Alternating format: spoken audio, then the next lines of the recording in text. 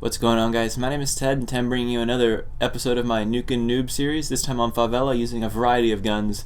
I started with the Vector. I think I used my Glock Akimbas for a little bit, and then I switched to my UMP later on next round. So I use a good variety of guns, and no longer the ACRs I've been using in the last couple of videos. And Favela, this is my favorite map. So it was pretty guaranteed I was gonna get a nuke on this map. Whenever this map comes up in the turntables, I always get a nuke on it. This map is my favorite. I've mastered this map. The strategies of this map were to hold down on this map, and I just always do good on this map unless I'm going against, maybe there might be an amazing team on the other side. But even these guys are actually really good. They were tearing me up the rest of the game. I just happened to have this nice lucky streak in the middle where I got my nuke, and that's what I like about nukes in MW2. You really didn't have to have an amazing game to get a nuke. It really just took one nice streak. It only took a 7 kill streak to get your Harriers and then your Chopper or AC-130, and that leads to your nuke 9 times out of 10 if it doesn't get shot down. And in MW3, you really need to get a luck of the draw, I guess, get a bad enemy team and just be able to mark them the entire time. You have to get 25 kills with just your gun, and that's really difficult to do if you have a bad game. And generally speaking, in MW3, if I get a M.O.A.B, it's going to be a fantastic game, because if I can actually get 25 straight gun-only kills on an enemy team, then they're probably a horrible team, and I'm going to be able to keep going ham stats on them for the rest of the game. The only problem with MW3 or with MW2, I mean, is that it was really easy to just die in any random manner. In MW3, when I die, I feel like 9 times out of 10 it's actually my fault. I either get outplayed with the gun, or I wasn't judging the spawns correctly. Something happened to make me die. But in MW2, it really is like die randomly to a grenade launcher, or die randomly to a commando knife or a predator missile.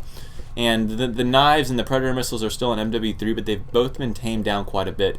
And those were two of the main sources, and same with the grenade launchers. They've all been tamed down quite a bit.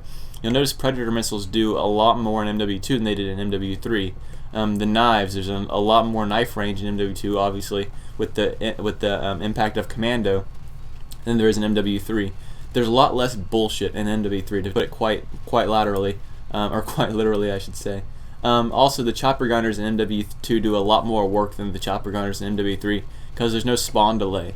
In MW3, I'm not sure if everyone knows this, but you're invincible to all air support for about 5 seconds after you spawn in MW3. There's no red crosshair above you or red square around you, and even if they do find out where you are and shoot at you, it's not going to give them a kill. It's just going to give them hit markers for 5 seconds.